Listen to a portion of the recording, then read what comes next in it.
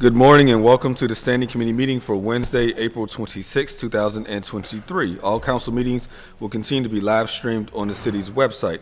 Our first order of business is roll call. Will the clerk please take the roll? Reverend Burgess. Mr. Coghill. Here. Ms. Gross. Here. Mr. Kraus. Here. Mrs. Kill-Smith. Mrs. Strasburger. Here. Ms. Warwick. Here. Mr. Wilson. Here. Mr. Lavelle, Chair. Here. 7 members present. Thank you. Our next order of business is public comment. I would like to remind all speakers that the rules of council state that comments are limited to matters of concern, official action, or deliberation which are or may be before city council, and profanity is not permitted. Once you are called, please restate your name and provide your neighborhood for the record. You will be given 3 minutes to speak. Our first registered speaker is Naomi Mullen. Yeah.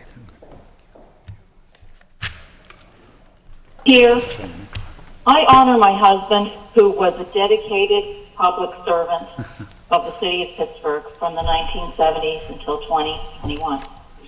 Shady trees, not shady deals in Bon Air. This is for you, Michael. We, the people of Bon Air, are the real stakeholders. We have paid our mortgages, our taxes, and we voted. We have shown up at the town hall meetings to give a resounding no to developing the building. We have signed a petition to say we want a green space, not a building. We have property value and quality of life to protect. According to the Pennsylvania Constitution, the purpose of government is for the peace, safety, and happiness of the people they serve. The Bon Air Memorial Green Space is the solution for the peace, safety, and happiness of the Bon Air community. Without that, there is no valid governance. The city controller is the fiscal watchdog for the citizens of Pittsburgh. It is the job of the controller to protect city tax dollars from waste, fraud, and abuse. Michael Lamb should attend our meeting to explain why the waste, fraud, and abuse continues. Why won't he advocate for we, the people who have been harmed by this detrimental building?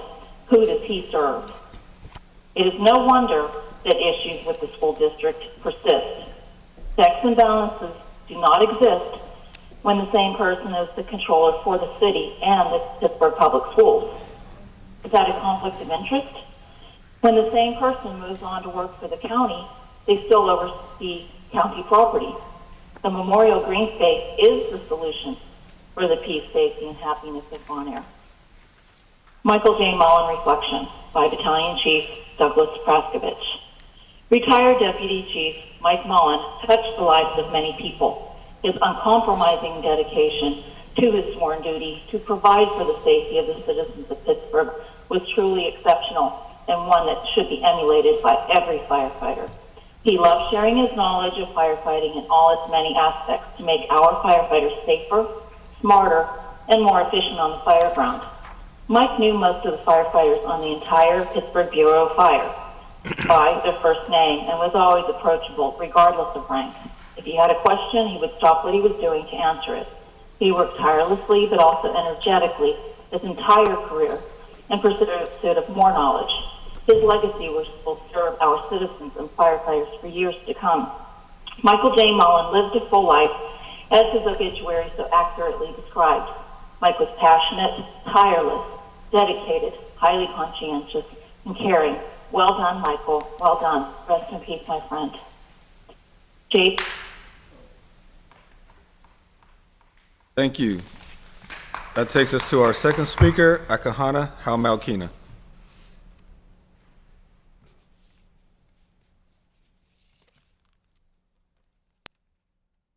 Greetings and good day. My title is Ikahana Haumalkina. I'm the Grant of the Iroquois Confederacy of Aboriginal American People. And today I would like to share with City Council about justice being delayed in America. Justice delayed in America is the equivalent to justice denied in America.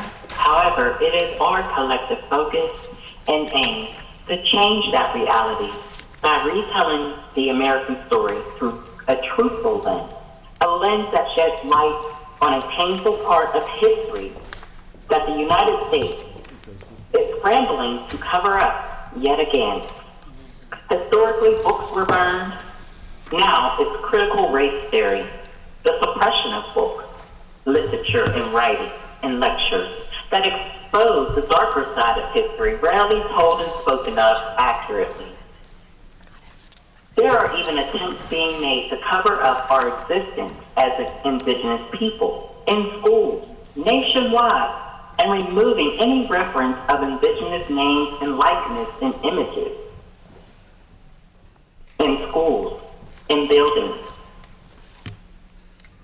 While I agree with removing the whitewash version of indigenous American people and replace them with images like the emblem of America of 1798, which shows a cinnamon brown complected woman holding a bow and arrow with a plume of feathers adorned upon her head, as noted by the artist that etched this piece of art, that this is a representation of American people.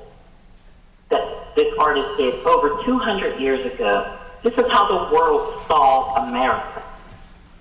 Now attempts are being made to colonize the minds of our youth. No one has ever studied the impact of teaching children that their origins begin with slavery. I would like to suggest that there is a fine line in removing such histories from schools.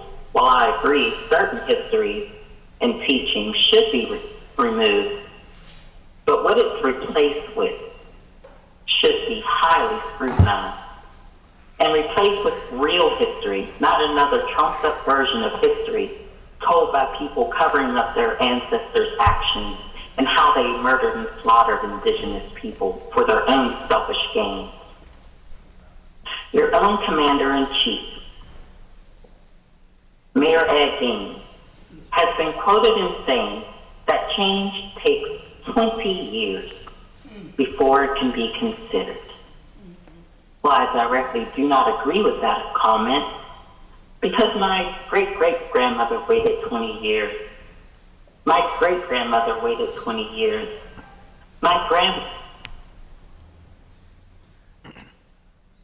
Thank you. That exhausts our list of registered speakers. Is there anyone in chambers wishing to speak? Please come forward at this time.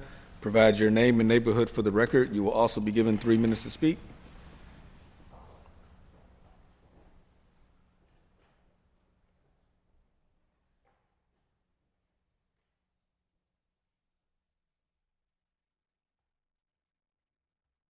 Good morning. My name is Yvonne F. Brown.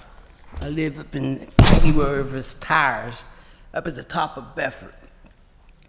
When I didn't come yesterday because it's you're really stressing me out, and it's getting so that I cannot speak like I want to because you have to tell me that you cannot talk this way or so on. Listen, let me tell you something. I've been coming for years, talking about my son. I met a lady at the store, and she was saying, she sees me on TV, and she was saying she thought that something was wrong with Jens. I said, come down and speak. She said, they're not listening to you, and you've been coming all these years. She has said to me, she said, stop telling them, because they're not going to pay any attention to you. You stop going. And then she's saying about my son. She said, you must feel guilty. And I'm saying guilty. She said it has to be the way that you are speaking. And I do remember my son had called to tell me he needed to go out to his girlfriend's house and get his papers to go to court or else he would go to jail. I was supposed to take him out, and I'm writing. I didn't have a computer. I'm going out to my sister's house. I'm sitting there and I'm writing, and he calls, and I started screaming at him, I've got to go. I said, I'm not going to take you. You better come on. Well, he didn't come, but I left money with my husband. My son went out there and he got killed. This lady was talking to me, and she was saying, I feel so guilty because I didn't take him. But she said, it's a good thing that you didn't, because the man might have killed your son and also attacked you, because my son was knocked out. He said, I live here, and turned his head, and he got knocked out, and he was headbutting him. My son went through a whole lot. But I realized I was saying all the pain that he went through, because when he was going through it, I was at my girlfriend's, I felt this pain, and I was saying the pain. I went in the kitchen, and I went and I so much pain. I called out to the Lord. I said, "Oh Lord, am I dying? All this pain." And he put me to sleep. My girlfriend called me. May called me. She came back. I remember walking and say, "May, I don't know what that is. I'm going home." When I get home, my husband's laying on the couch, and he tells me that Charlie called. My son was supposed to have gotten in a fight with one of her friends, her friend. He said, "What kind of friend?" Be the man that's so bad he got to go to the hospital. Well, I found out that the police left him and said, if the troublemaker starts any more trouble. But I want you to understand, when the paramedics, 45 minutes later, when they called the paramedics, when the paramedics came, the police pronounced them dead. And you have it written in the paper where they said that the paramedics had to insist upon working on my son. Do you understand? They wouldn't call him. They left him. They wouldn't call him. They left him. The man came and kicked my son almost to death. Almost to death. And they said natural heart attack. You just have a nice day. Thank you very much. Any further speakers? Any further speakers? Seeing none, that takes us to our standing committee agenda. Members, I want to go a little out of order and take our public safety bill first so our chief can get onto his business. So we'll start on page 5 under Public Safety and Wellness Committee, which is chaired by Councilman Coghill. We have one new paper, Bill 1429. Bill 1429, resolution authorizing the issuance of a warrant in favor of Allegheny Crane and Rigging, 4200 Steubenville Pike, Pittsburgh, PA 15205, in an amount not to exceed $975,000.00 for emergency crane rental and operation in response to the Fern Hollow Bridge incident of January 2022. Motion to approve. Brief Second. discussion. Discussion, Councilman Coghill. I don't really have any questions on it, but if any members do, and, Chief Jones is here to help us sort through it. Any further discussion? Seeing none, all those in favor say aye. Aye. Any opposed? Affirmative recommendation. Thank you, Chief, for being here. That'll take us to the beginning of our agenda, which is Finance and Law, which is chaired by myself. We have one deferred paper, Bill 1313. Bill 1313, resolution amending Resolution 724 of 2022 entitled, Resolution Making Appropriations to Pay the Expenses of Conducting the Public Business of the City of Pittsburgh and for meeting the debt charges thereof for the fiscal year beginning January 1st, 2023, so as to reopen the 2023 operating budget, to update the revenue forecast to better reflect fiscal year 2022 results, accommodate changes in the Bureau of Police in direct response to the ratified collective bargaining agreement with the Fraternal Order of Police, and make changes to associated benefit calculations. To approve with discussion, please. Second. Councilman? Yeah, Mr. Chair, please, I'll Thank defer. you. Members should see an amendment by substitution in front of you. This is, so it's a technical amendment that ties this to the correct bill that we voted on last December and also reflects the exact amount within the fund balance. So, Mr. Chair, I'll offer a motion to amend by substitution. Second. All those in favor say aye. Aye. Any opposed? The bill has been amended by substitution. Now, with that, we do have proposed additional amendments to this bill by members. I want to take them one by one, but prior to doing that, because I haven't spoken with any members other than Madam President about these bills, I personally will not discuss each bill. I just want to give you my overall thinking. I'm going to vote no on every single proposed amendment.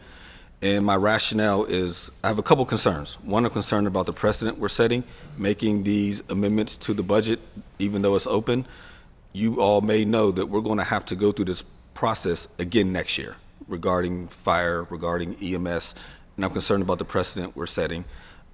Two, there's been some talk around the fact that we didn't expend as much as was budgeted, and we did bring in more than was budgeted for, which is wonderful.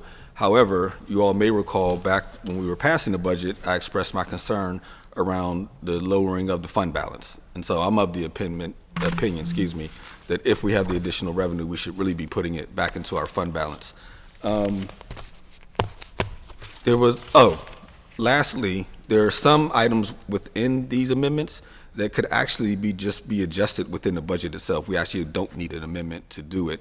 And there's also some items where we already have open positions that aren't being filled, and so we're now adding additional positions.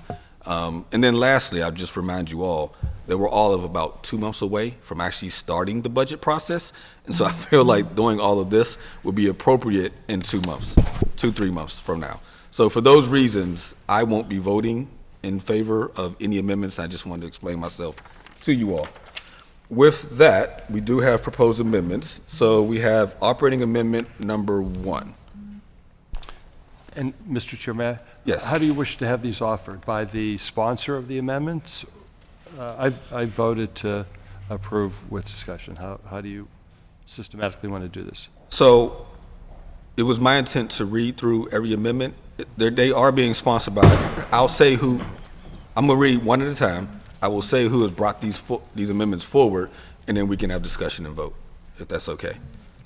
So proposed amendment number 1 is brought to us by Councilman Coghill, which is to increase the Department of Public Safety Bureau of Administration budget by $900,000 to purchase additional police vehicles. Motion to approve, brief discussion? Councilman. Yes. So, I think after further discussion, we realized these are substantive amendments, which would then require a public hearing. Correct. Okay, cool. I had this conversation yesterday, just so you're aware, and I was being reminded, these are substantive changes to the budget, which is the other reason I didn't want to do this now. It will require us to hold a public hearing if we pass these amendments. Just so you're aware. I forgot to say that part. Point of order? Point of May order. I ask a question, Mr. Chair? So then, by law, required to hold public hearing on any proposed, any opposed amendments, does that then further delay our commitment? Yes. See, If we pass any of these proposed amendments, we will have to hold another public hearing on the entire bill, which will delay the contract being paid for. which is, and I don't know, I may be out of order, I don't wish to be, I just want to offer to members that I support our finance chair's remarks. I will be in line with our finance chair. I will not support any of the amendments as well either. I do believe that we have budget discussions coming up within a matter of months, and all of these are up for consideration. I'm going to be happy to have fulsome discussion on them at that point in time. My major reservation right here and now is that we delay the implementation of the contract in any way by adding additional amendments to this primary purpose by which we wish to have the contract in place and members being able to operate. I was probably out of line with that, so I apologize. Well, we were still on your point of order, so I'll allow for discussion before we go into the amendments. Councilwoman Yeah, Gross? that's odd.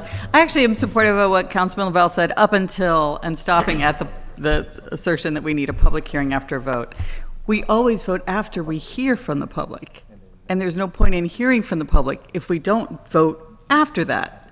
And so you get yourself in a perpetual loop. I think I'm not going to be able to quote my chief of staff yesterday when we were discussing this point.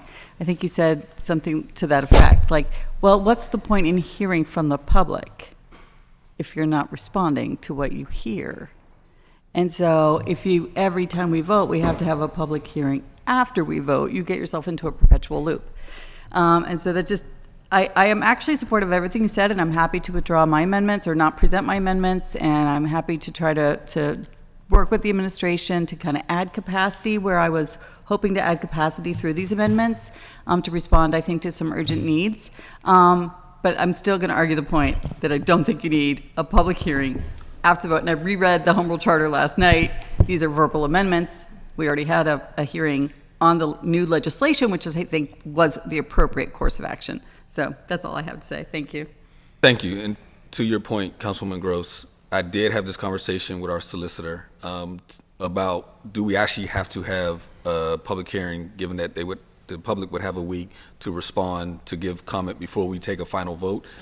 And we went back and forth on it. But that being said, the legal advice was these are substantive in nature, therefore you would. And then I didn't explain that part at the beginning, and then our parliamentarian from the law department today just said the same thing. So I'm going to err on the side of caution with acknowledging that we would need to have a public hearing. but If we hear from the public and I'm don't not, vote after that, I'm not the lawyer in the room, so I will defer. Councilwoman Warwick, then we'll have Madam President. Yeah, so again, I guess I want to concur with Councilwoman Gross. I will say, I think that overall, now, I do want, just in terms of certainly my amendment, I can't speak to others. It was sort of a very rushed last minute thing, and I don't generally like to do that, right? So that, it's just sort of a spur of the moment. And I didn't get a chance, and, I didn't get a chance to discuss with folks, which I generally don't like to do. So that, but that said, from my view, most of the things in here would be very good, right? They'd be good for the public. They'd be good for the city. And at the end of the day, we're not doing it because of a sort of like procedural wonkiness that seems very unclear, right? In the fact that, we have council solicitor saying one thing. I was literally just told another thing 5 minutes ago, and now we're hearing another thing. So it's certainly not cut and dry that we need a public hearing. That said, I don't want to hold up, I know that our law enforcement officers have been waiting patiently, and, I don't want to hold that up. So, but just in general, for much of what we're looking at here, I do want to point out how sort of, when it comes to public safety, how quickly we are to just hand money over without really questioning it. And then, but see, I feel like, for example, traffic calming, I feel like that is also public safety, right? After gun violence, I would say that cars in our streets, speeding in our streets is one of the biggest safety hazards in the city, right? But when we talk about city parks having the staffing and capacity that it needs to, provide the type of programming that, that help our kids, et cetera, thrive, all of a sudden it's like, oh, let's slow down, let's really, evaluate, let's look at every dollar, et cetera. So, I wish that as a city and maybe even just as a society, we kind of looked at public safety more holistically. And so when it comes to things like traffic calming and parks and rec centers, and that we were as generous, right, as quick to be generous as we are with our sort of official public safety departments. But with that said, I'll fall in line and really, pull my amendment. So. Thank you both. We don't necessarily have to pull it, we just won't read it. We just won't introduce it. Madam President? Thank you. I just want to first thank you for your leadership on this, but I also want to thank our budget director, Peter McDevitt, and I want to thank Jake Pollock, who was on the phone last night with Director Pollock from the mayor's office. He was on the phone with all of us last night until late hours of the night. So he starts early in the morning with phone calls from us complaining till he takes the phone calls late at night, and always is so professional and so good to work with. So I want to thank him for his work on this and his leadership on this. It was because of that we called members and asked them to withdraw their amendments. And even though they are really some worthwhile amendments, we're going to work together with the administration to move forward on the areas that we need to. Vehicles are one of the things that we know we desperately need, not just in police, but we need them in fire, we need them in EMS, we need them across the board. So we'll work with them and through the equipment leasing authority and the ways that we should. And I just want to thank the members for their willingness to put aside, because this is your budget. You could do what you wanted to do. You could have taken all the money and moved all the positions and redid all sorts of things, and yet none of you did. And so I want to thank you for your willingness to hold back your amendments, which I know you're all passionate about. And every one of them were worthwhile amendments. But I think that working with the administration will get a better outcome and actually get the positions filled that you wanted filled. Because we can put all the positions that we want. It's up to the administration to fill them. And so I've done that before. With the previous administration, I put positions in, they never got filled. So I will just say I learned the hard way not to do that. But I also want to thank our solicitor, Dan Friedson, who takes a lot of heat, and I just want to say the reason I usually yield to his advice is because, one, he's not some idiot. He teaches law at the University of Pittsburgh. He was a solicitor here for the city of Pittsburgh, an assistant solicitor or in the law department. I can't remember his exact title, but he was here. So he knows municipal law, which is really important to the work we do. And he's always erring on the side of caution for us so that he's not putting us in a bad situation. And I want to say in some of these cases, it helps the administration stay out of trouble, it helps us to stay out of trouble, and it helps us to not drag other people in the middle. So I want to thank him for his, because sometimes I know we're frustrating to work with, because we all have 9 different opinions, and we're like herding cats a lot of times. So I want to thank you for your work on this and your tenacity. But although I don't always like hearing the advice, I do yield to it because you are the expert in that area, and I do know you know what you're talking about. And there's different ways. Law is just that; it's an opinion, and so we may get different opinions from different people. But we hired him to give us his opinion, so I'm going to yield to him most of the time. So thank you. Thank you. Thank you. So with Councilman Cocchio. Okay, thank you. Okay, I agree. I don't want to hold up the pay raise bill. Nobody wants to do that. I felt a responsibility when I took over, or when I was appointed to the Equipment Leasing Authority Board. I did my due diligence. I talked to all the unions. I went to the garage. Specifically, I'm talking about police right now. Fire is down the line. We have desperate needs there as well. But I felt a responsibility. I spoke to the administration throughout about these vehicles. We originally, and I think my amendment differs from the other 2 amendments in a couple ways. And Mr. Friedson, if you could come to the table, I might have a question or 2 for you. But while he's coming up, I'll tell you how I feel they differ. First of all, we had 2 public hearings with the budget process on these vehicles. They were approved by this council. We ended up only having enough for half of the vehicles, 29 out of 60. Because of supply chain issues, inflation, microchips, a lot of different reasons that we couldn't afford all these vehicles.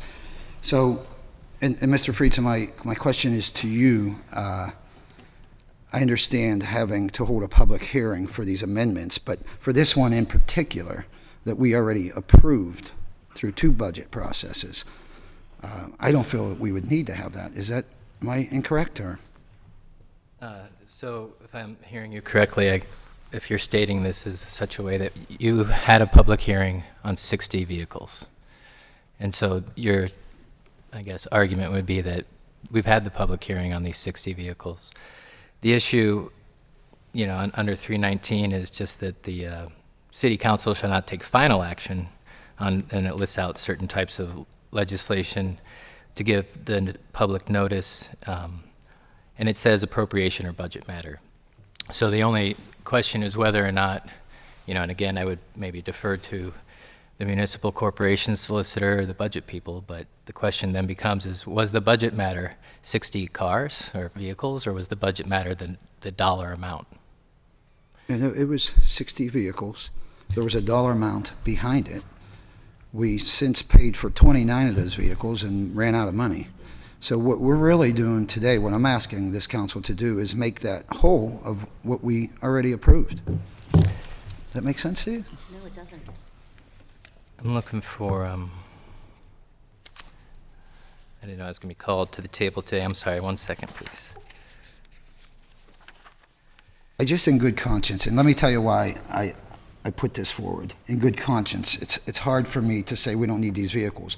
With the wait time, when you buy new vehicles, we really need to order these vehicles tomorrow, I feel like. And to say that we can wait until next year is going to put this police department in a bad way.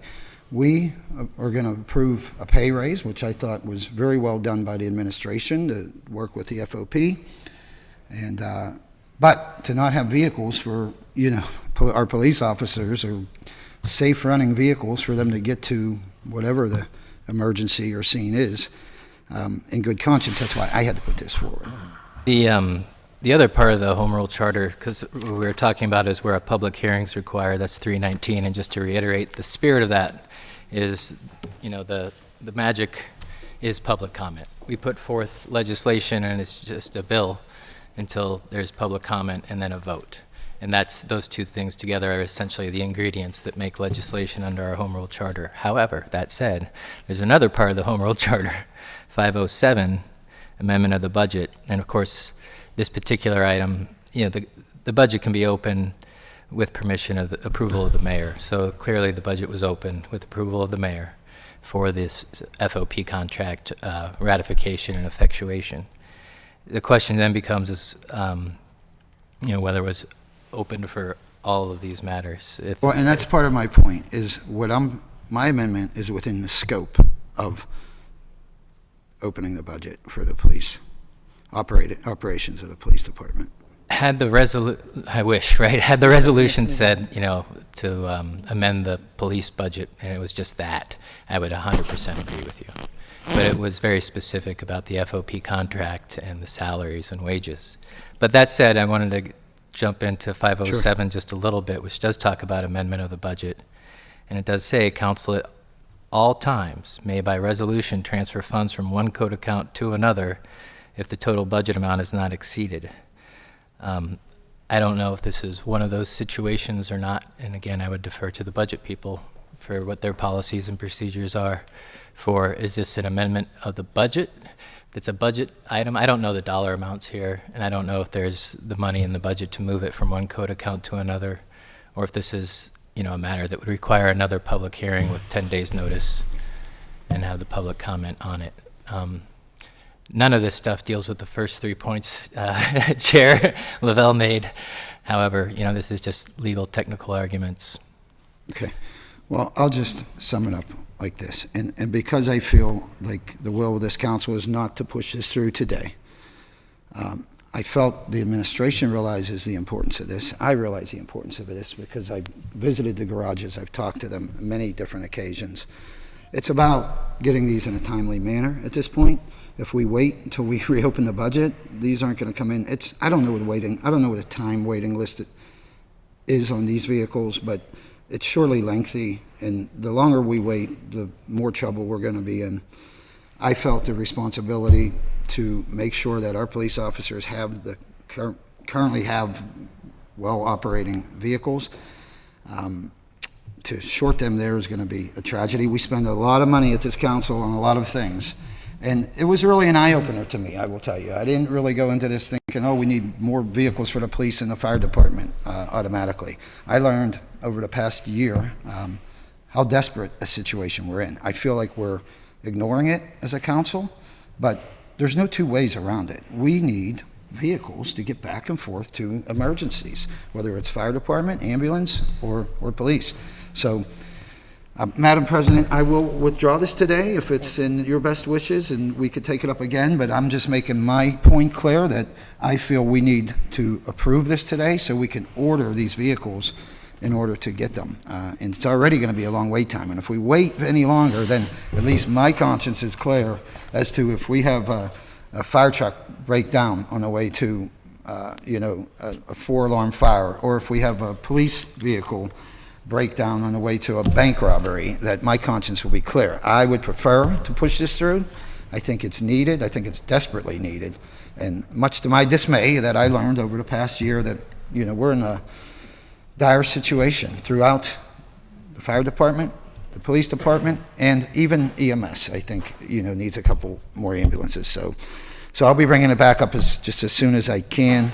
I'll withdraw for the sake of not, again, I feel like the will of the council is not here today for this, but I just wanted to make myself clear as to I feel like we need to do this today. I think it's a mistake not getting these vehicles in, but that's it. Thank you. Thank you. On second round, I've got Councilman Kraus, followed by Madam President, and then Councilman Warwick. Thank you, Mr. Chair.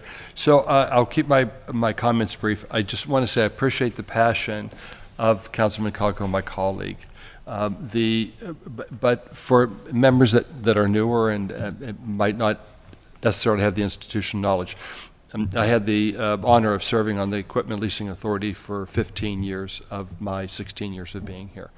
And what I learned about the fleet of vehicles across city departments is just that, understanding the totality of the fleet, how it comes and goes and ebbs and flows and ages out and needs to come in, and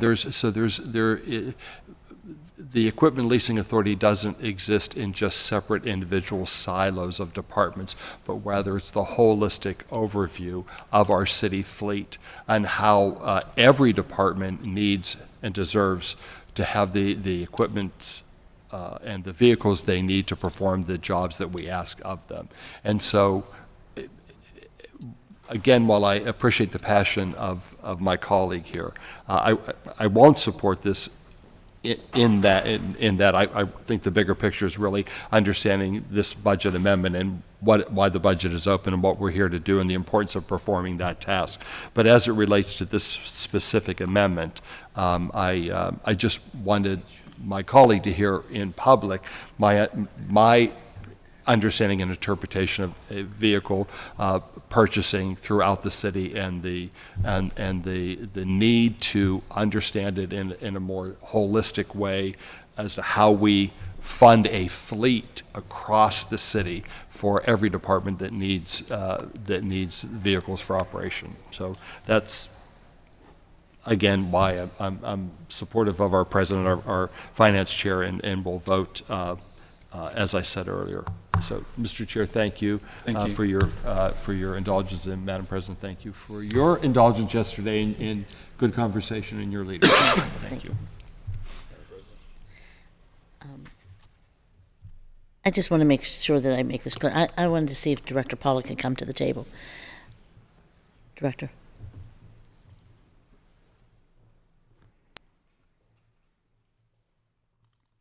So I do want to say, as just to start the conversation, is that, I don't know that it's not the will of this body to buy vehicles. We would love to see our police have an entire new fleet, but we'd also like to see EMS have all the new ambulances that they need. We'd like to see fire trucks, fire have all the fire trucks that they need and equipment that they need.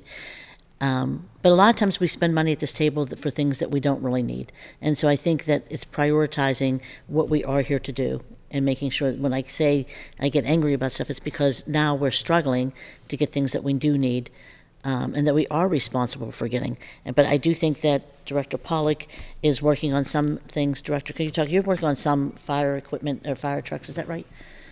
Yes, Jake Pollock, Director of the Office of Management and Budget. So as it relates to the subject matter included in the amendments that have been proposed, some, I believe, are addressable outside of the reopening process. Not 100% of them, but some of them. As it relates specifically to fleet needs, again, I don't disagree at all on the substance of Councilman Coghill's proposal that we do need over time to continually increase investment in the police fleet. And we have, using the resources already appropriated, attempted to maximize how many vehicles we're purchasing this year. I do think there might be some ongoing opportunities over the course of the year through the ELA process to purchase a few more, and we're continuously working on that. It probably would not reach the eventual total that his amendment would, but we'll continue to work on that, and you certainly have our commitment to program that into the 2024 budget as it advances, because we know the need. Fire, very similarly, is certainly in need of fleet investments. Now, those are capital expenditures, so we don't really have to, I guess it's an important distinction for the public's understanding. Police cruisers, because they have a total value of less than $50,000, and we typically don't keep them for more than 5 years. They miss 2 of the criteria for being a capital expenditure, so that's why they're part of the operating budget. Most other vehicles, we don't have that problem, and so we can address and are working on ways to address the needs of the fire fleet through capital amendments that don't have to be connected to this conversation today.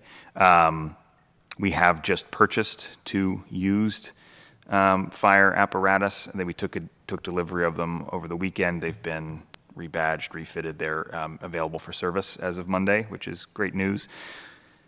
And we typically wouldn't, we don't want to rely exclusively on purchasing used vehicles, of course, but the big issue there is that the wait time from when you order a fire truck, a pumper, or a ladder truck to when you take delivery of it went from about a year to about almost 5 years. In the past few years, I think because a lot of municipalities have begun spending ARPA funds on updating their fire fleet, and there's only a certain number of manufacturers, and so their wait times have extended. So we have active orders for a lot of new fire apparatus. I think it was 2 weeks ago that our fleet and leadership from the Fire Bureau went and actually did a mid-build inspection on some of our vehicles. They are coming along, but we're constantly looking for ways to put more funding there in order to increase our orders. That I think is a separate question. As it relates to some of the other proposed amendments, I think some are achievable outside of a full operating amendment, right? There are some opportunities for intradepartmental transfers, which are permitted separately under the charter and the code for things like Councilwoman Gross's amendment around rodent control. I think some of the other position questions can be resolved through vacancy and sort of minor adjustments, and then a few others maybe would need to wait for the 2024 budget, which we're about to start in a few months. So all of that having been said, I will say, having reviewed them, and I think what I'm saying is consistent with what other members have said. These are all worthy amendments. The revelation that they would cause a further hearing to be held, or at least that is the interpretation that we're operating under. I'm not a lawyer, so that's not for me to determine. And the resulting delay seems to be the primary obstacle. So. Thank you. And I just want to say that explanation is why CMU, you went and spoke at CMU the other day, and I received text messages about how great you were, because they said you gave a great explanation. So that's exactly why. I appreciate that. Yeah. I think when they graduate, they'll be better credentialed than me, so I maybe have to watch my back. But Oh, one of them wants to run for my seat, so we'll have to have a conversation about that. But anyway, I would just say that I think that council members do want to do whatever we can to help build a strong, public safety response and give them the best equipment for all of our public safety, and that includes our park rangers, that includes our EMS, police, fire, everything. Yeah. We want to make sure, but we also want to make sure we're delivering services at the same time. So maybe at the end of the year, what do you anticipate will be like money that's extra, that's left over at the end of the year? I'm hesitant to answer that question only for a couple of reasons, right? So one is, we saw a stronger than expected operating result in 2022, which is a good sign, does reinforce the fund balance, as Councilman Lavelle or Chairman Lavelle mentioned. So I think we probably need to be a little further into the year to have, we typically don't have firm projections for that until we get a little further into the year. The other point is, and kind of germane to the reason that we have this reopener in front of us today, which was the renegotiation of the police contract. We have 3 more labor contracts entering negotiation this year, right? And so our hope in this instance was that this could have been resolved prior to the end of the year and thus incorporated into the budget, and we wouldn't have to reopen. That didn't happen for understandable reasons, no pointing of fingers there, but because it was settled, and I think settled favorably for the city and for our police force, but settled after the budget closed. We, of course, had to come here to just adjust to incorporate that.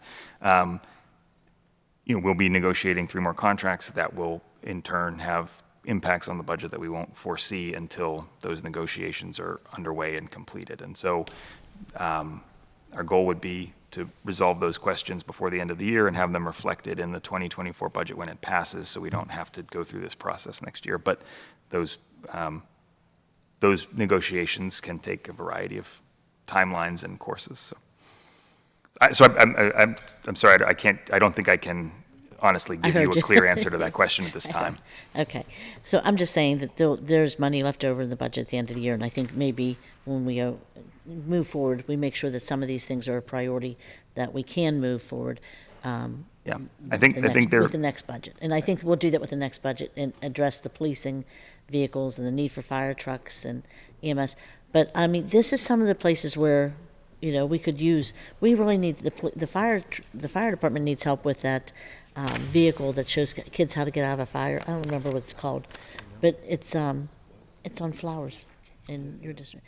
Yeah, they have, and it helps kids get out of a vehicle, and we could. That's where private dollars could really be helpful. Something from Highmark maybe, or someplace where we're getting some help, showing kids how to escape a fire. And on top of that, I just think that we just need to have a better conversation, more time to discuss everything, and really have a real honest conversation about what we need to fund here and what we don't need to fund. And the priority should be public safety. The priority should be the things we are responsible for, DPW, those kinds of things. So with that said, I just want to thank you for your work on this. And May I just quickly on that, Council? Sure. I agree, and essentially it's a multi-phase process. 'Cause, for example, not the subject of this amendment, but in the 2023 budget as adopted, we invested, I think, $16 million in new breathing apparatus for fire, right? That was the most urgent need and a significant expenditure heading into the 2023 budget, and thus was the one we prioritized.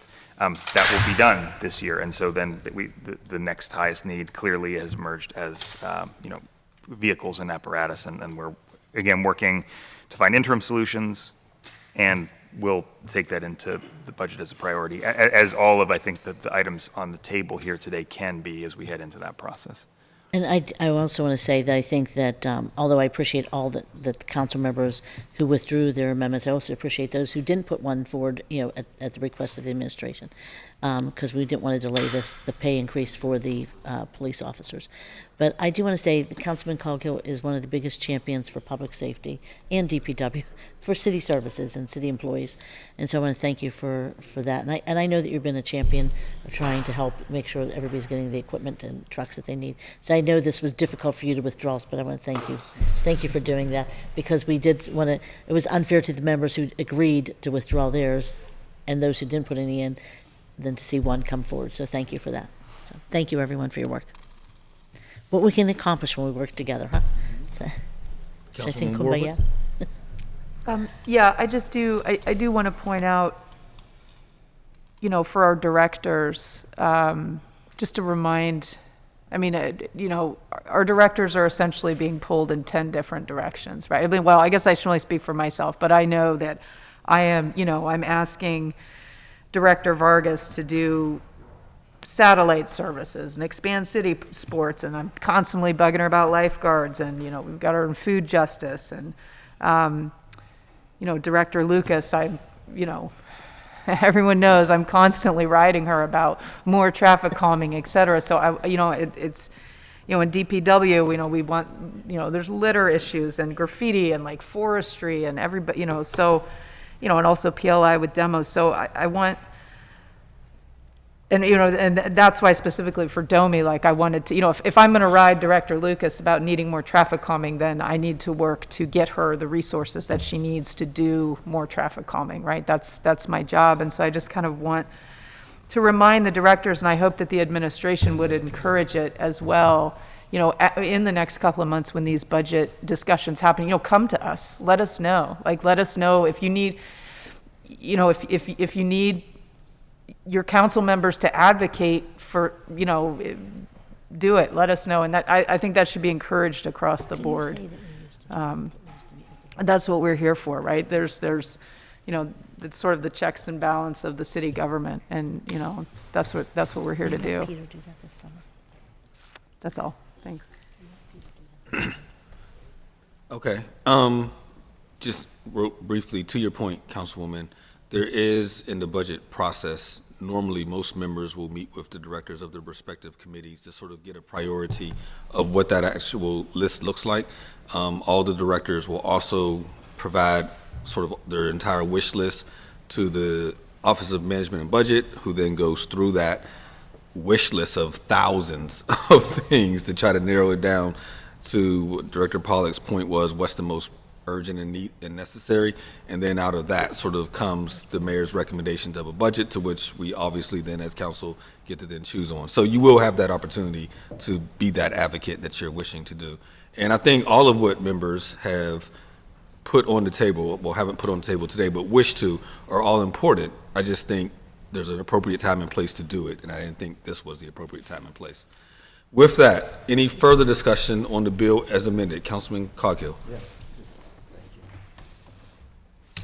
I don't know the answer to this question. I don't know if you do, but what is the wait time for the police cruisers? So say we forgo this amendment today, we order them next budget season. I know the fire trucks are preposterous. I mean, you're talking half a decade before we get them. Yeah, I don't have the precise number in the top of my head, but I can tell you, I think, an important and hopefully encouraging fact. Police cruisers are standard off the lot, right? Whereas every fire truck, every pumper, or every ladder truck is a custom build. We order it and then they start constructing it. In the same way they make Ford Escapes or Expeditions, they make a version of Ford. That's what we happen to purchase. They make a version of it with certain police-specific components, and so we more or less buy them, kind of not off the lot. We buy them wholesale, right? But like, they're not custom builds, so the wait times there are far It's less. not 5 years, it's months. I thought I remember when we tried to order the original 29, and, they said if you want to fill out the obligation that the city. Councilman Coghill, turn your mic on. and if we want the obligation, then it was like, we have to order today because of the wait time. We have for the past several years have orders canceled at the end of the year because they're oversubscribed, right? And so, there are too many orders in for the 2022 model, so they tell us you got to buy the 2023 model, and that's where the numbers have dropped down sometimes because the price of the newer model year is higher, right? So that, I believe, is what occurred in this instance. It is still not, so it's not without its challenges. That supply chain is sort of coming back to normal after several years of disruption. It is, regardless, in no circumstance anything like the 3 to 5 year wait time for a custom built fire pumper. It's a very, very different set of circumstances, and so it's not nearly the same kind of delay. Right. And since I have you here, can you be clear?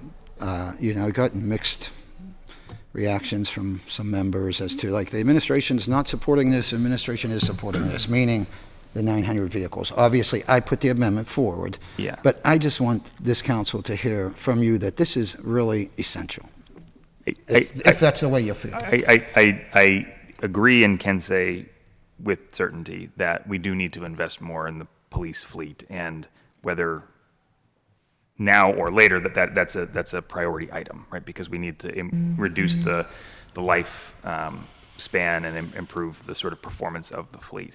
The amendment that we introduced, the core amendment, was solely for the purposes of incorporating the cost of the contract, and that was what we felt was 100% necessary to do at this time.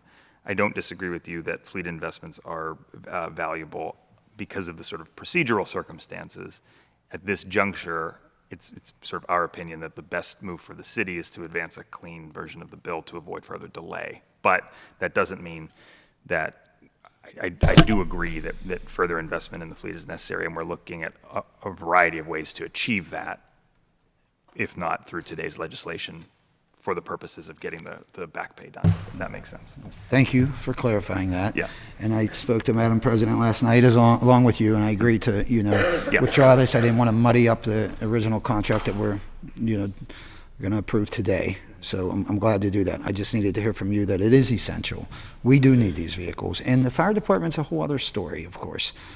Much larger investment we're going to need there coming down the road. We're asking for $1 million to right-size our police force. And I wouldn't even say that's right-sizing it. That's just to kind of get it up to par so we don't have to worry about losing vehicles on a weekly basis. So, okay, good enough for me. I appreciate it. Thank you. Thank you. Any further discussion? Seeing none, all those in favor say aye. Aye. Any opposed? Affirmative recommendation. Thank you all. Thanks, Director. Oh, darn. Thank you. Director, for working. That takes us to Bill 1314. Bill 1314, Resolution amending Resolution 745 of 2022, which authorizes Stop the Violence expenditures for the 2023 fiscal year by further updating current year appropriations in direct response to operating budget changes required by the ratified collective bargaining agreement with the Fraternal Order of Police. A motion to approve. Second. Discussion? Seeing none, all those in favor say aye. Aye. Any opposed? Affirmative recommendation. Takes us to our new papers, Bill 1439. Bill 1439, Resolution amending Resolution Number 52 of 2020, which authorized a professional services agreement or contract extension with B2G Now by increasing the total spend by $101,670 for a new not-to-exceed amount of $161,243. Motion to approve, please. Second. Second. Any discussion? Seeing none, all those in favor say aye. Aye. Any opposed? Affirmative recommendation. Bill 1440. Bill 1440, resolution further amending Resolution Number 723 of 2022, effective December 27, 2022, as amended, entitled, Resolution Adopting and Approving the 2023 Capital Budget, the 2023 Community Development Program, and the 2023 through 2028 Capital Improvement Program by increasing Heron Avenue Bridge by $330,000 and Elizabeth Street Bridge by $298,000. Approve, please. Second. Discussion? Seeing none, all those in favor say aye. Aye. Any opposed? Affirmative recommendation. Need a motion to approve the invoices. Second. Any discussion? Seeing none, all those in favor say aye. Aye. Any opposed? Affirmative recommendation. Need a motion to approve the P cards. Moved. Second. Discussion? Seeing none, all those in favor say aye. Aye. Any opposed? P cards are approved. That takes us to Public Works and Infrastructure Committee, chaired by Councilman Kraus. Our first one supplemental bill is Bill 1461. Bill 1461, resolution authorizing the mayor, the director of the Department of Finance, and the director of the Department of Public Works on behalf of the city of Pittsburgh to enter into an agreement or agreements with Duquesne Light Company, granting it a permanent utility easement for the erection, installation, use, operation, maintenance, repair, and removal of an underground system consisting of cables, wires, transformer, and other fixtures and apparatus thereto belonging upon, over, under, along, across, and through city property located in Allegheny Commons, West Park, having parcel ID 8B150 and fronting on Arch Street, situated in the 22nd Ward, City of Pittsburgh, Allegheny County, Pennsylvania, for the purpose of providing electrical services in Allegheny Commons. Motion to approve, please. Second. And I'll defer to Councilman Wilson if he wishes to comment. Thank you, Councilman. Thank you. Appreciate that. All right, let's talk a little bit of the history of this. I'm not going to take a long time. Obviously, this is a simple. I believe it's a simple bill to pass. But so this is to give Duquesne Light the ability to come in and install the basically the power source for the control for the power as well, to make sure that the lights in the Allegheny Commons the west side of the park are they operate, they actually stay on. So a little history I just want to go over here, because I think it's kind of some fun history. So these lights currently, I think they might have pulled the wire, but the electric was coming from the aviary. And so the history of this is how we still have the lease, but it was never put in correctly. So it was literally this bare wire that was like put in without conduit properly, and so it would short out every time it would rain. And so the residents and everyone who enjoyed the park would just be, without the lights in the park for years. If you ever have the opportunity to look in the history of how the aviary was saved and everything that went into it, it's some great history. And it's probably one of the best quotes from a mayor that I've seen when they're confronted about the aviary and what the city's gonna do about it. It's pretty terrible what was said, but it's a good joke because we end up saving it. But apparently, Mayor Maslow said at the time when she was asked, well, what would happen if the city, what are you going to do about the aviary? You can't afford it. And I believe the line was open the windows. So it's a terrible joke, but we saved it, so it's okay. Anyway, I just wanted an opportunity to say that joke somehow. But it's a great thing that's happening because they're going to put this new service in. We're not going to have to rely on, figuring out what we're going to do whenever it shorts out every time, and who's responsible. Is the aviary responsible? Did they hit the line when there was construction? So the whole thing's ridiculous. I'm glad that Duquesne Light is really stepping in, and they're going to provide this to us at no cost. And I really appreciate everything they've been doing. to design and make sure it's done right in the oldest park in Pittsburgh. And first they came over with the design, and it was overhead lines, and I said, that's never going to happen. Like we're going to be here for 5 more years if you put overhead lines through that park. So they're going to put it all underground, and also thanks to Park Conservancy, because they're going to come down and they're going to put new infrastructure in future years for the lighting and everything. But this is literally just a power source. So really appreciate everyone's work on this, the law department, my staff, Domi. It was pretty amazing what it takes to get some legislation like this to the table. So appreciate everyone that had a part in making this happen, and looking forward to voting for it. Thank you very much. Any further, Madam President? Yeah, thank you. I just want to say that to the animal rights groups that Councilman Wilson's a real bird lover and loves animals. I just want to make sure that that's very clear. You don't have to say he has a sense of humor. He has a sense of humor. But It wasn't my joke. But it wasn't his joke. Okay, make sure that's wasn't my clear. That's clear. It wasn't your joke. But anyway, I do want to say that I do have some concerns with the Duquesne Light in general. Just the utility poles in the city of Pittsburgh are looking horrible in a lot of places. A lot of people are wanting their utilities underground, including on Grandview Avenue, because they're saying wheelchairs, they're not making our sidewalks handicap accessible. So I think we need to have a conversation about moving forward our agreement with Duquesne Light and what we can do. I know that I think it's also worthwhile having the PUC here for a post-agenda with some other people.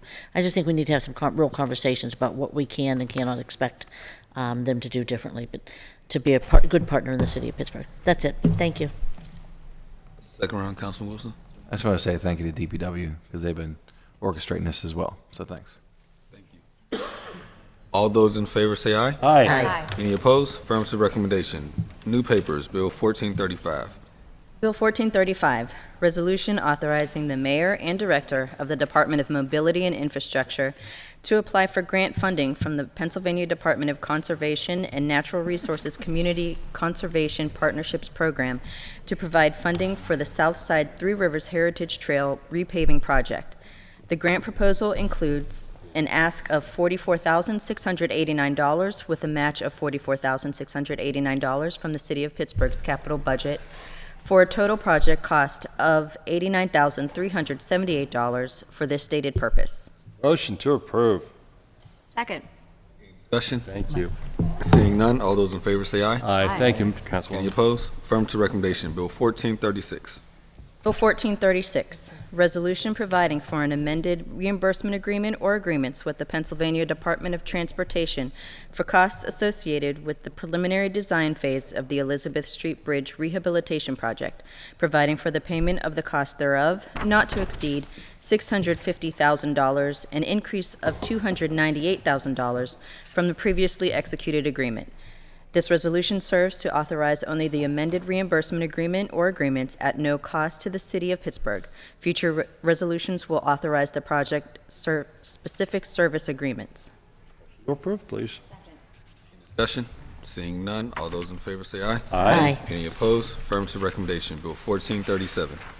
Bill 1437, resolution providing for an amended reimbursement agreement or agreements with the Pennsylvania Department of Transportation for costs associated with the preliminary design phase of the Heron Avenue Bridge project, providing for the payment of the cost thereof not to exceed $721,000, an increase of $330,000 from the previously executed agreement. This resolution serves to authorize only the amended reimbursement agreement or agreements at no cost to the City of Pittsburgh. Future resolutions will authorize the project's specific service agreements. Please. Second. Discussion? Seeing none, all those in favor say aye. Aye. Any opposed? Affirmative recommendation.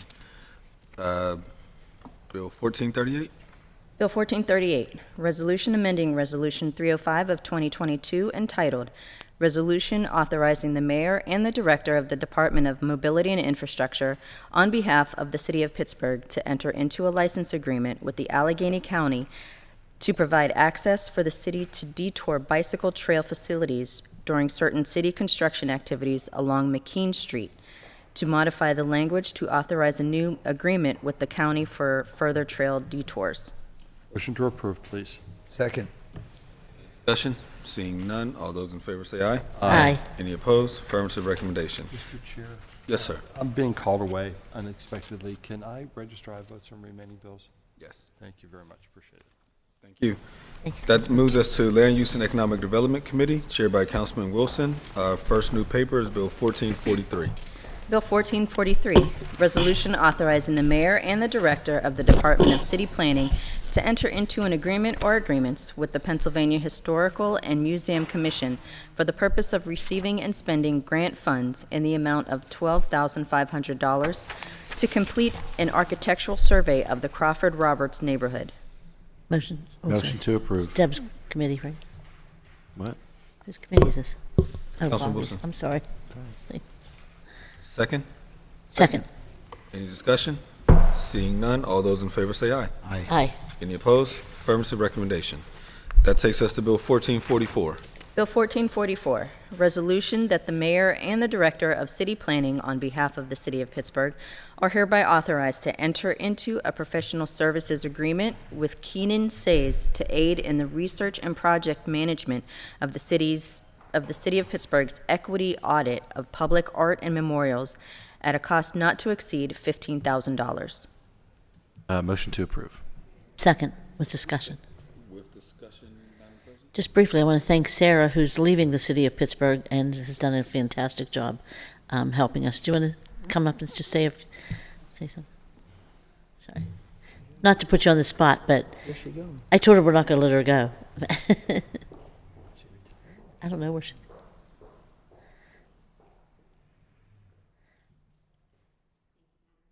Thank you. I just want to thank you for your work in the city of Pittsburgh. I think that you've done a lot.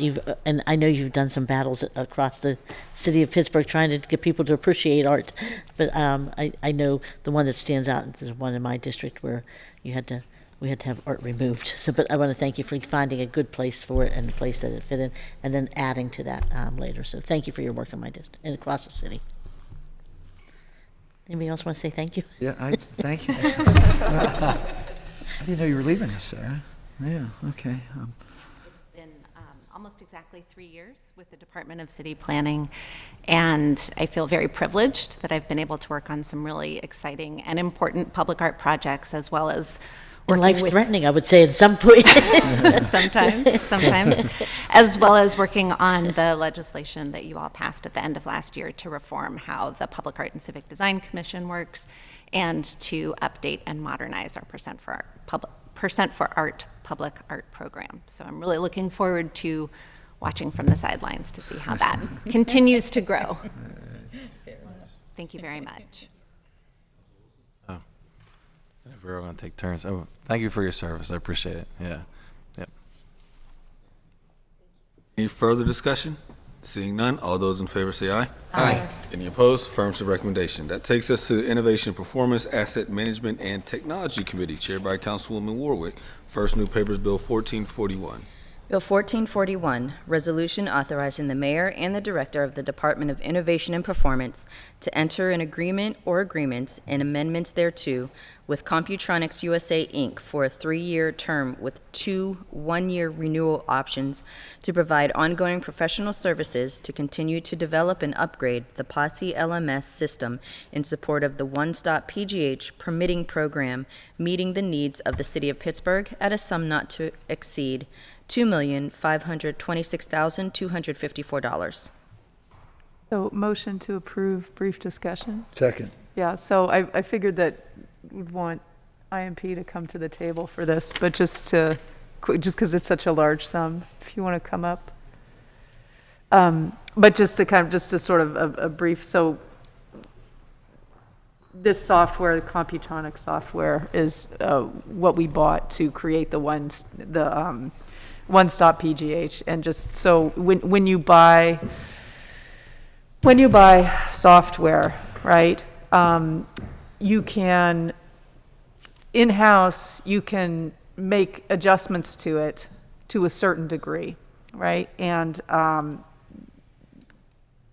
there came a point, so you customize the software to meet exactly, so that it will do exactly what you need it to do.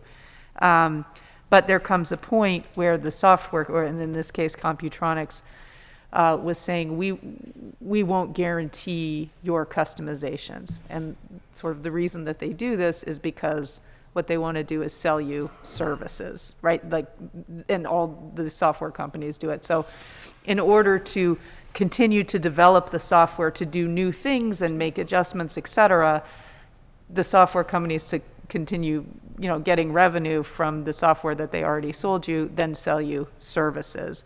And they kind of force you into it by ultimately not guaranteeing the changes that your internal team makes to the software. So that's why we need to buy additional services in order to continue to develop this system. And my understanding is that the ongoing development that we want to do is to make the one-stop PGH more user-friendly, right, for the public, right, so that folks can come in and deal with their permits, et cetera. So I'll open it up to questions if you want to get into the details of that.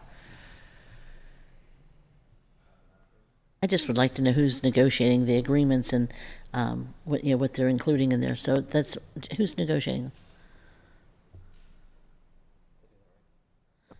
Chris Velasco. We'll show you how to work the microphone that you installed. Thanks, Dave. Chris Velasco, Acting Assistant Director of Business Technology. Our team negotiated the contract, and it was primarily Shireen Abdul-Sami, the Senior Manager of Applications.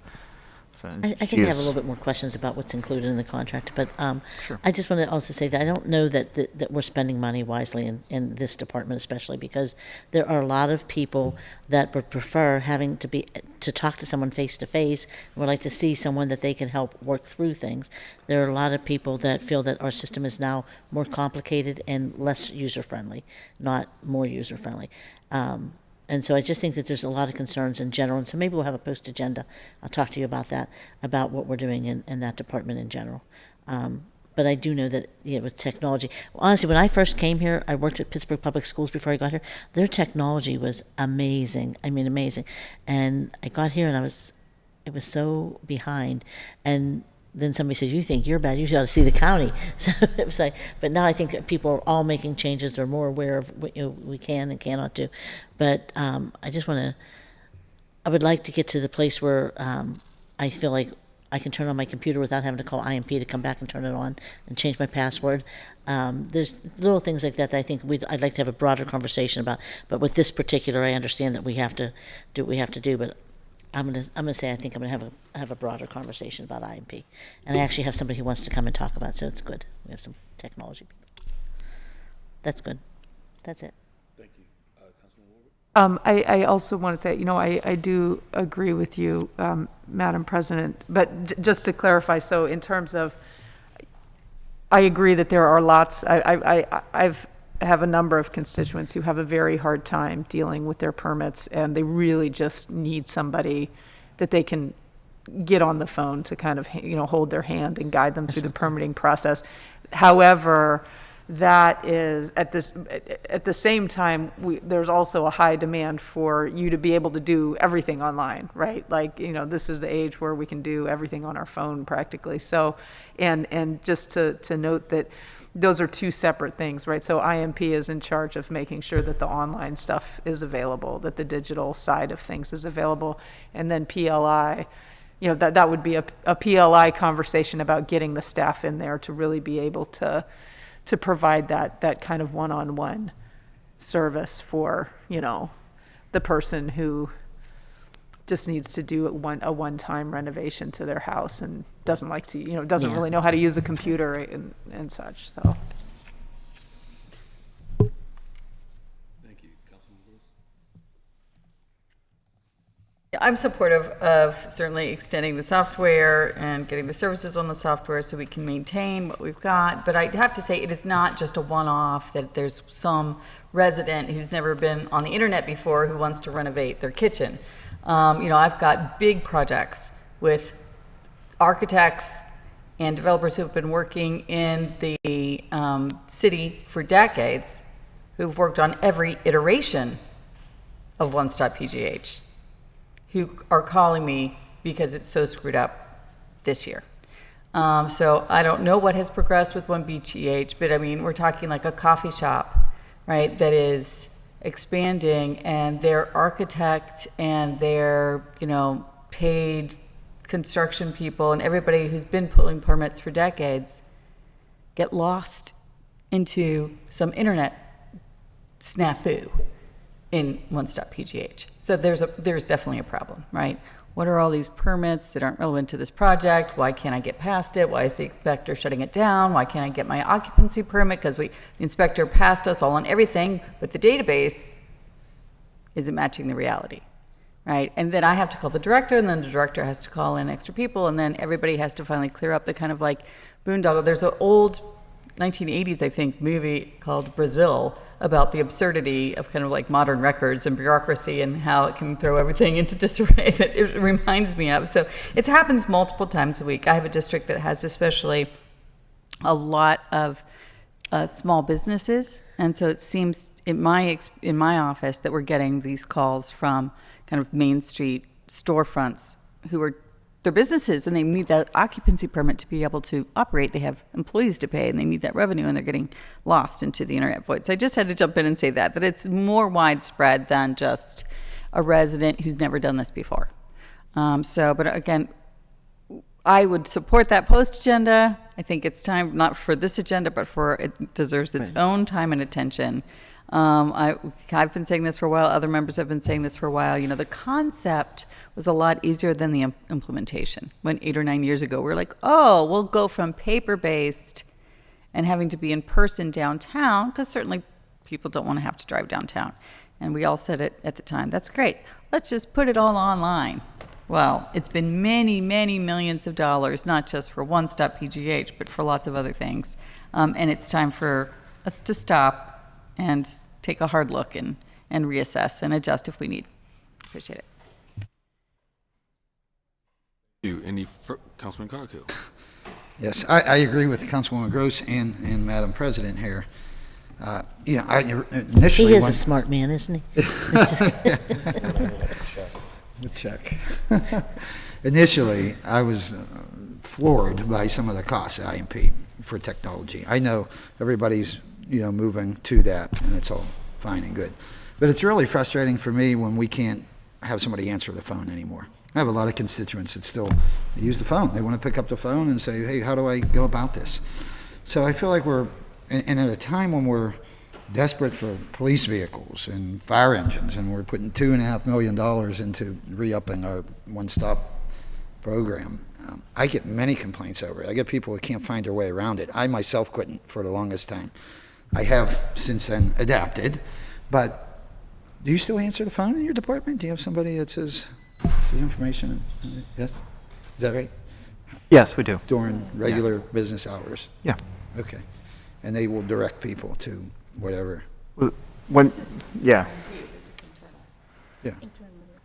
you call INP, you reach the service desk, which would help you with your computer for a city of Pittsburgh employee. Yeah, I guess that's really PLI. Yeah, I should address that question. Yeah, right. And that's frustrating to me for them too. But okay, yeah, I'm just. I guess I stopped being surprised at the price tag of information and technology today, but it's a necessary evil. So that's all for me. Thanks. Further discussion? Seeing none, all those in favor say aye. Aye. Any opposed? Affirmative recommendation. Bill 1442, excuse me.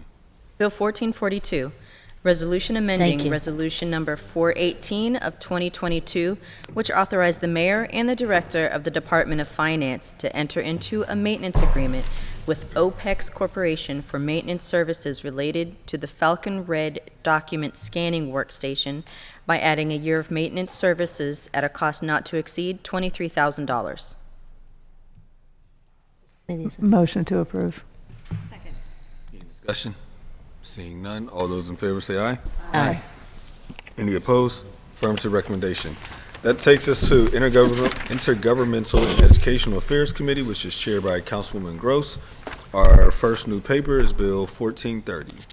Bill 1430, resolution adopting plan revision to the City of Pittsburgh's official sewage facilities plan for 2117 through 2127 Rose Street, 5th Ward, Pittsburgh, PA 15219. Motion to approve. Second. Discussion?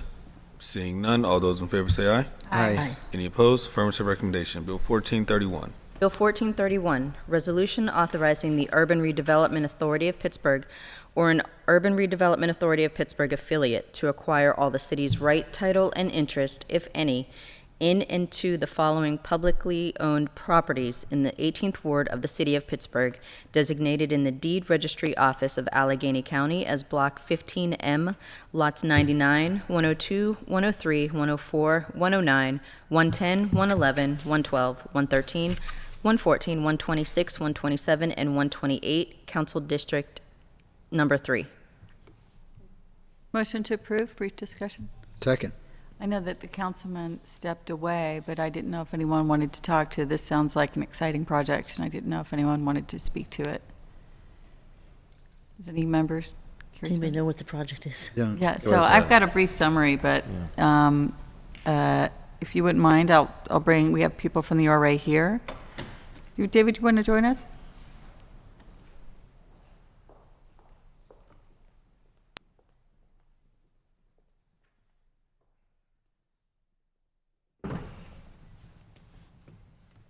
I think you can just introduce yourselves for the record and the public, and then just give us a brief synopsis, because I'm excited that we are acquiring what looks like existing housing. Am I understanding that correctly? David Geiger, Senior Advisor, URA. This is for the former Beltshoover School.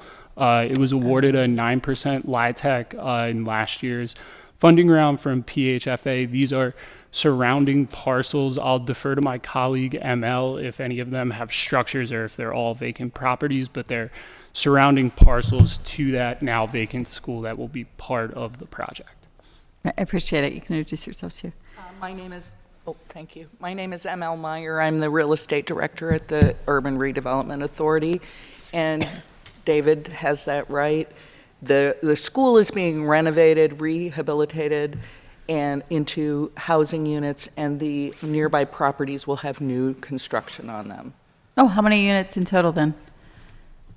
I want to say 44. I am looking at my summary, and thank you for sending it to me, but it didn't jump out at me. I want to say 44. I could be misstating that by a couple, but that's the typical LIHTC project size. And usually, as a reminder to the public, the 9% LIHTCs are deeply affordable, sometimes at 30% AMI. Is that? They do offer deep subsidy. That's fantastic. Is there any preference for this one? Sometimes there's like a preference for veterans or a preference for disabled seniors people. This is a senior project. You said that. Great. Okay. Well, I'm excited, and congratulations. That's all I have, Mr. Chair. Thank you, Madam President. Thank you. I just want to say congratulations to Councilman Kraus, too, because I know that he's been working hard on this school building in this area. He and his Chief of Staff, Bob Charlin, have been doing a lot of work. So I want to congratulate them on their work. But I also want to say I think that we need to think a little bit more when we're talking about housing in the city of Pittsburgh. A lot of the housing we're building is for student housing, and we complain about the universities not pitching in, but yet we're building housing for them. But there's also a lot of people that we're doing housing for single homes and single families, but we forget about the seniors that want to stay in Pittsburgh. And there's not a lot of patio homes or places where people can live in Pittsburgh without having to go to retirement home or in some type of assisted living. And so in Ferrywood, we're getting ready to build patio homes, and the community is so excited about it because they'll be able to stay, and they'll be affordable for the next 40 years. And so that's a project we should be doing more of in the city of Pittsburgh, and we fail to do that a lot of times. We forget about the seniors, and as I mentioned, it's affordable patio homes and individual, so you have that individual living where you feel like you're not relying on somebody. It gives you that little bit of independence, and I'm going to look for one for my husband. Okay, that's it. Sorry. I said enough now. Councilman Wilson and Councilman Coghill. So, thanks for coming to the table. So the properties will go from the city to the URA and then directly to the developer at some point? That's correct. Okay. Who's the developer? This is Gateswood or Gatesburg. Gatesburg Road Development. Road Development in partnership with the Belts-Hoover Consensus Group. Okay. All right, great. Thanks. Congratulations to the community. Mel, David, thanks for being here. I'm glad that we're starting to focus on senior living, what do we call it? Senior housing? housing. Okay. I feel there's a large need for that. I hear it through my community like you He do. pointed right to me when he said about aging. Did you see that? Well, Bruce wasn't here, so.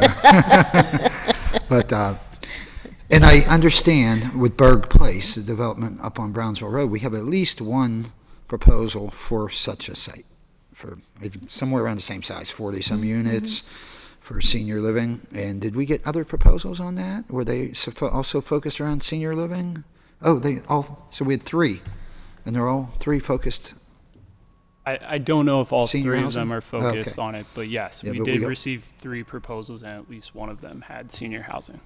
Yeah, so that's good. And you know what? I find it widely acceptable in the community. I've been out there and I've at least shared with them. We have a presentation up in Carrick at some point the next week or 2.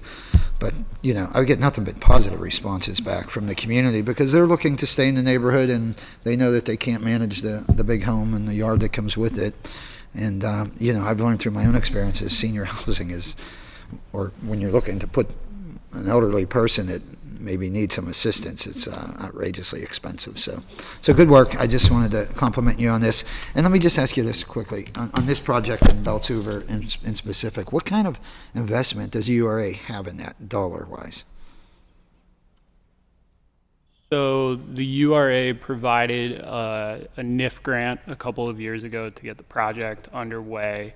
I forget exactly how much that was for, but I can get back to you on that. And then I don't know how much we have committed in the capital stack at this point, but it's not uncommon for the URA to provide between $750,000 and $1.25 million through the rental gap program for LIHTC projects of this size. That's pretty standard, and thank you all for the Housing Opportunity Fund and other affordable housing dollars that are appropriated through the city's budget process to allow us to do that.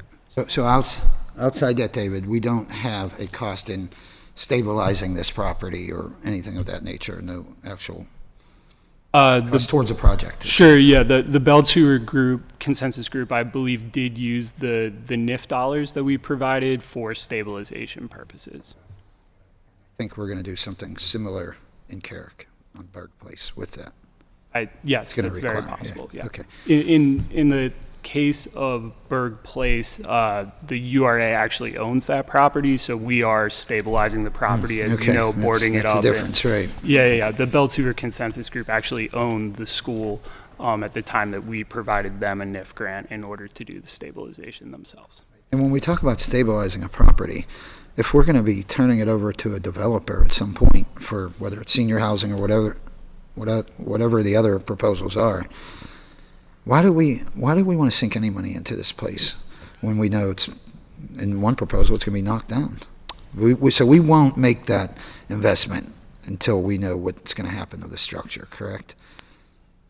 Stabilization decisions are made on a case-by-case basis. I think oftentimes we hear from communities that they prefer to save buildings rather than demo them. So oftentimes there's at least a bare minimum amount of stabilization put into properties that we are looking to redevelop. We try not to do, I guess, too much, to your point, understanding that some of these cases may eventually be demoed.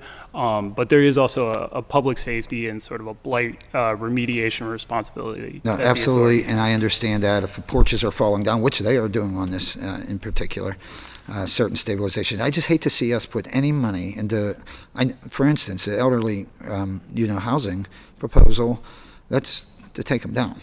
That's to eliminate them. So I hate to see us put anything into these buildings that we don't absolutely necessarily have to. I understand about public safety, absolutely, but beyond that, until we actually accept or decide what we're going to do there, we try not to put any money into the actual physical structure of these buildings, correct? Absolutely. Thanks, David. That's it. Thanks, Emil.